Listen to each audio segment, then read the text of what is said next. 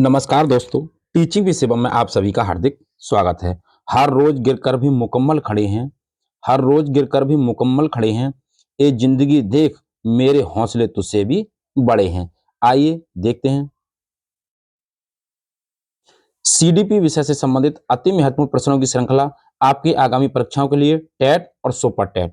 आइए पहला क्वेश्चन आपकी स्क्रीन पर। तो पहला क्वेश्चन है, एक बालक कक्षा में सीखे गए गणित का उपयोग किसी अन्य विषय के प्रश्न को हल करने में करता है तो ये है।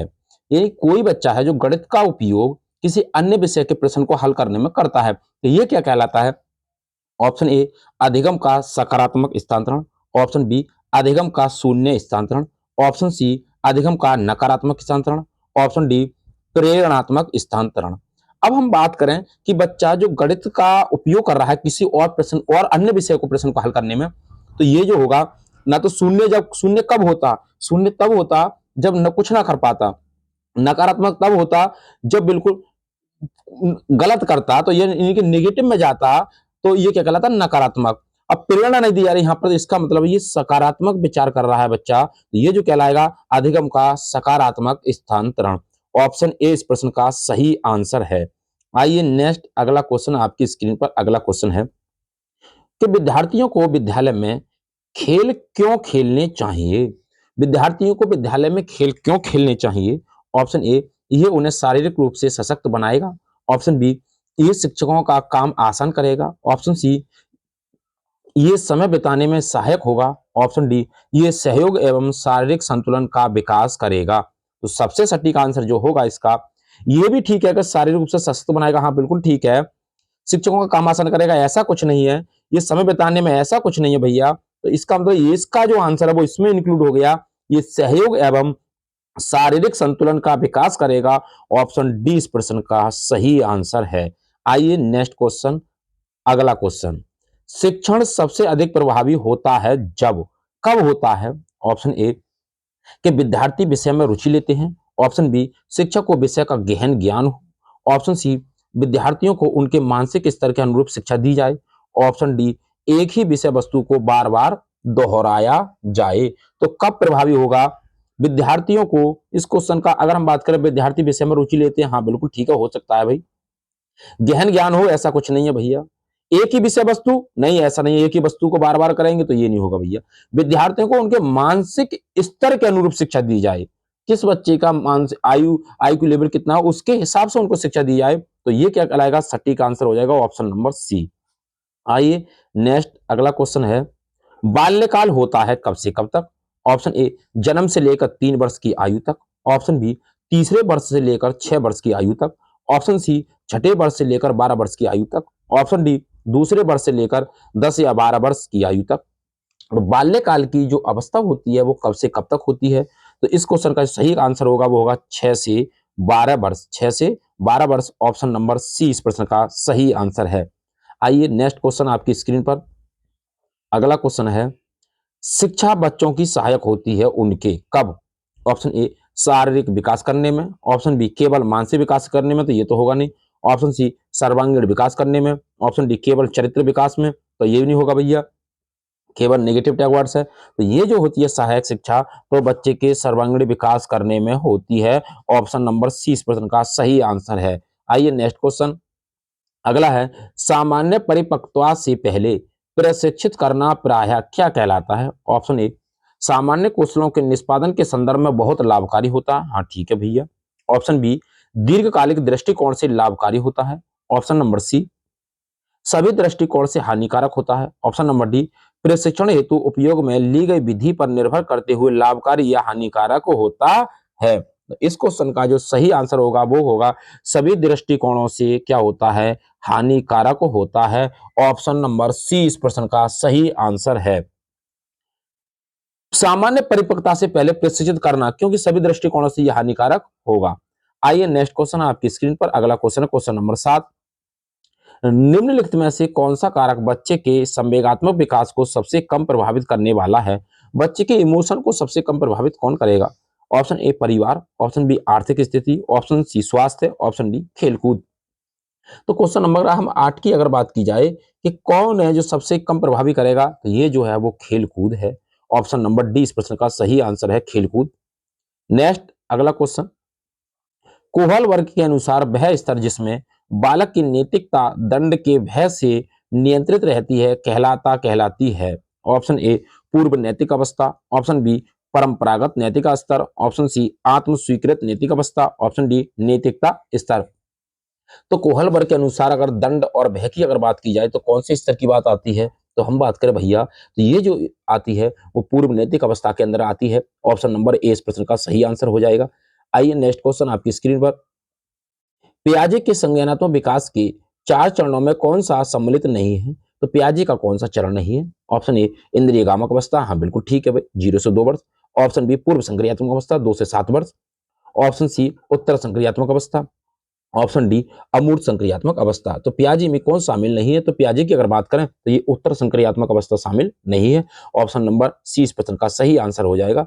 आइए नेक्स्ट क्वेश्चन आपकी स्क्रीन पर, 16 वर्षीय नीरज अपने आप से, 16 वर्ष का बच्चा है, 16 वर्षीय नीरज अपने आप में पृथक स्वनियंत्रित व्यक्ति की भावना को विकसित करने का प्रयास कर रहा है।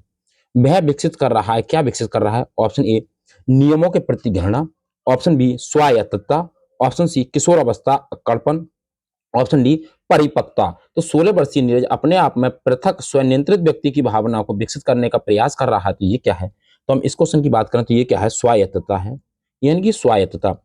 स्वायत्त का मतलब क्या होता है? इसका मतलब है कि नीरज स्वयं में स्वायत्ता की भावना विकास विकास कर रहा है, क्योंकि नीरज द्वारा जो बात की जा रही है वो स्वयं नियंत्रित व्यक्ति की भावना को विकसित करने का तात्पर्य है। तो ऑप्शन बी इस प्रश्न का सही आंसर है। आइए नेक्स्ट क्वेश्चन आपकी स्क्रीन पर अगला क्वेश्चन है, निम्नलिखित में से कौन सा कारक बालक के व्यक्तित्व विकास को प्रभावित करता है? ऑप्शन ए आनुवंशिकता, ऑप्शन बी भौतिक वातावरण, ऑप्शन सी सामाजिक वातावरण, ऑप्शन डी उपयुक्त सभी। तो हम इस क्वेश्चन की बात करें तो ये सभी प्रभावित करते हैं बच्चे के व्यक्तित्व को। ऑप्शन नंबर डी इस प्रश्न का सही आंसर हो जाएगा, उपयुक्त सभी। नेक्स्ट क्वेश्चन आपकी स्क्रीन पर अगला क्वेश्चन है, बच्चों की झूठ बोलने की आदत को सुधार सकते हैं कैसे? ऑप्शन ए उन्हें दंड देकर, ऑप्शन बी झूठ के कुप्रभावों पर भाषण देकर, ऑप्शन सी सच बोलने वाले बच्चों के उदाहरण देकर, ऑप्शन डी सच बोलने वाले बच्चों को पारितोषिक देकर। तो हम बात करें कि भाई कैसे उनको पारितोषिक को मतलब है पुरस्कार देकर झूठ बोलने वाले बच्चों के आदत में सुधार ला सकते हैं, क्योंकि पारितोषिक से प्रलोभन में बच्चा झूठ बोलने की आदत में सुधार करना प्रारंभ कर देता है। तो बच्चे को पारितोषिक के माध्यम से बच्चे को क्या किया जाता है? झूठ बोलने की आदत को सुधारा जा सकता है। ऑप्शन नंबर डी इस प्रश्न का सही आंसर हो जाएगा। अगर बात करें कि पारितोषिक क्या होता है, तो इसका मतलब होता है कि बच्चे को पुरस्कार देना, बच्चे को पुरस्कार देना, प्रलोभन देना। तो ऑप्शन नंबर डी इस प्रश्न का सही आंसर है। आइए नेक्स्ट क्वेश्चन आपकी स्क्रीन पर अगला क्वेश्चन है, थॉर्नडाइक का कौन सा नियम सीखने में पुरस्कार और दंड के महत्व को बताता है? तो थॉर्नडाइक का जो नियम है वो सीखने में पुरस्कार और दंड की महत्ता को बताता है। ऑप्शन ए तत्परता का नियम, ऑप्शन बी प्रभाव का नियम, ऑप्शन सी अभ्यास का नियम, ऑप्शन डी उपयुक्त सभी। तो थॉर्नडाइक का जो नियम है वो कौन सा है? वो है प्रभाव का नियम। ऑप्शन 20 प्रश्न का सही आंसर है, ये बताता है पुरस्कार और दंड की महत्वता को। आइए नेक्स्ट क्वेश्चन आपकी स्क्रीन पर अगला क्वेश्चन है, स्टेनले हॉल के अनुसार अधिगम जो है वो यानी कि अधिक तनाव और तूफान की अवस्था है, यानी कि अधिगम जो है वो क्या है? तनाव और तूफान की अवस्था है। ऑप्शन ए पूर्ण अवस्था, ऑप्शन बी बाल अवस्था, ऑप्शन सी किशोर अवस्था, ऑप्शन डी शैशवकाल। तो इन्होंने ये बताया था तूफान और यानी कि तनाव और तूफान की जो अवस्था होती है वो किशोर अवस्था को बताया था स्टोनली हॉल ने। ऑप्शन नंबर सी इस प्रश्न का सही आंसर। आइए नेक्स्ट क्वेश्चन आपकी स्क्रीन पर, निम्नलिखित में से किसका विकास किशोर अवस्था में नहीं होता है? तो किसका विकास है जो किशोर अवस्था में नहीं होता है? ऑप्शन ए अहम केंद्रता, ऑप्शन बी अभिरुचियां, ऑप्शन सी तर्क शक्ति, ऑप्शन डी प्रेक्षण की योग्यता। तो किसका विकास किशोर अवस्था में नहीं होता है? तो किशोर अवस्था की बात करें तो ये जो है अहम केंद्रता का जो है, अहम केंद्रता नहीं होती है किशोर अवस्था के अंदर। ये गुण शेषावस्था का है। किशोर अवस्था में तर्क क्षमता विकसित हो जाती है बच्चे के अंदर। तो ये जो जो अहम केंद्रता का जो गुण है वो शेषवा काल का है। किसका? शेषवावस्था का है। किशोर अवस्था में ये गुण नहीं होता है। ऑप्शन नंबर ए इस प्रश्न का सही आंसर है। आइए नेक्स्ट क्वेश्चन अगला है, रचनात्मक उत्तरों के लिए चाहिए। तो रचनात्मक उत्तरों के लिए क्या चाहिए? ऑप्शन ए मुक्त उत्तरीय प्रश्न, ऑप्शन बी तथ्यपरक प्रश्न, ऑप्शन सी सीमित उत्तर वाले प्रश्न, ऑप्शन डी प्रत्यक्ष प्रश्न। तो रचनात्मक उत्तरों की अगर बात करें तो इनके लिए क्या चाहिए, इनके लिए चाहिए मुक्त उत्तरीय प्रश्न, यानी कि खुले अंत वाले प्रश्न, बद्ध अंत वाले प्रश्न, बद्ध अंत वाले प्रश्न, मुक्त उत्तरीय प्रश्न, और बच्चे के अंदर क्रिएटिविटी आती है, ये कहलाते हैं रचनात्मक प्रश्न। ऑप्शन नंबर ए इस प्रश्न का सही आंसर है। आइए नेक्स्ट क्वेश्चन, अगला है समस्यात्मक बालक के व्यवहार में परिवर्तन लाने हेतु आप क्या प्रयास करेंगे। तो समस्यात्मक बालक के व्यवहार में परिवर्तन लाने के लिए आप क्या करेंगे। ऑप्शन ए बालक के वातावरण और दृष्टिकोण में परिवर्तन लाने का प्रयास करेंगे। ऑप्शन बी बालक को दंड देकर सुधारने का प्रयास करेंगे। ऑप्शन सी उस पर ध्यान नहीं देंगे। ऑप्शन डी उसको कक्षा में आगे की पंक्ति में स्थान देंगे।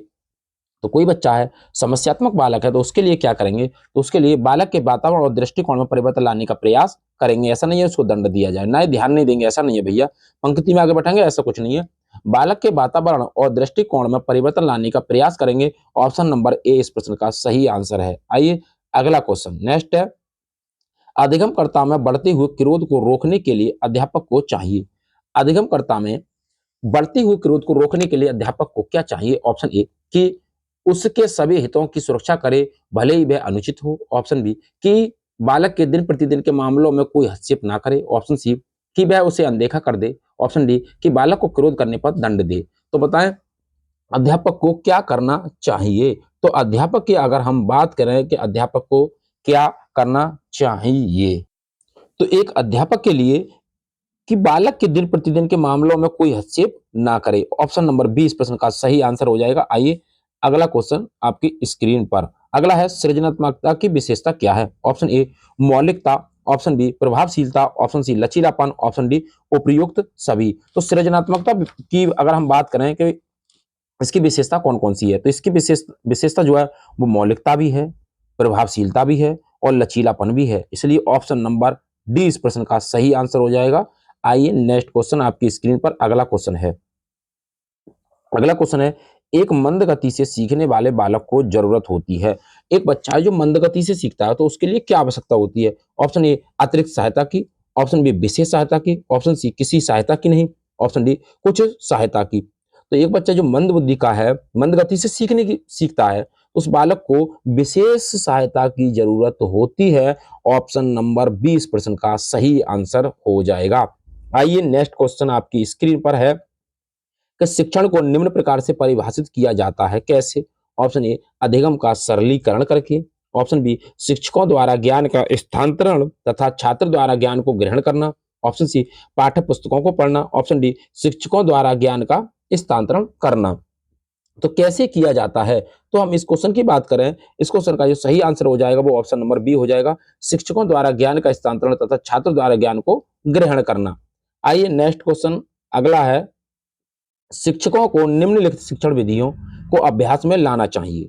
शिक्षकों को निम्नलिखित शिक्षण विधियों को अभ्यास में लाना चाहिए। ऑप्शन ए भाषण विधि, ऑप्शन बी अंतःक्रियात्मक शिक्षण विधियां, ऑप्शन सी वर्णनात्मक वर्णनात्मक, ऑप्शन डी उपयुक्त में से कोई नहीं। तो इस क्वेश्चन का जो सही आंसर हो जाएगा वो अंतःक्रियात्मक शिक्षण विधियां, ऑप्शन नंबर बी इस प्रश्न का सही आंसर है। नेक्स्ट क्वेश्चन अगला है, शिक्षण और अधिक प्रभावी हो सकता है यदि कब होगा। ऑप्शन ए छात्रों को स्वयं कार्य करने की स्वायत्ता व नियंत्रण दिया जाए, ऑप्शन बी छात्र अधिगम शिक्षक द्वारा निर्देशित एवं नियंत्रित हो, ऑप्शन सी शिक्षक तथ्यों की व्याख्या करने में केंद्रीय भूमिका निभाए, ऑप्शन डी शिक्षक अधिगम को निर्देशित करे। तो क्या कैसे प्रभावी हो सकता है शिक्षण, कि जब बच्चों को छात्रों को स्वयं कार्य करने के लिए उनके लिए नियंत्रण दिया जाए।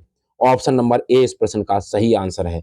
आइए नेक्स्ट क्वेश्चन आपकी स्क्रीन पर अगला है, एक उत्तम कक्षा कक्ष शिक्षक कैसा होता क्या होता है। ऑप्शन ए छात्रों की प्राकृतिक जिज्ञासा का पोषण करता है, ऑप्शन बी छात्रों को पारस्परिक संवाद के लिए प्रोत्साहित करता है, ऑप्शन सी छात्रों को वास्तविक वैश्विक परिस्थितियों में सम्मिलित करता है, ऑप्शन नंबर डी उपयुक्त सभी।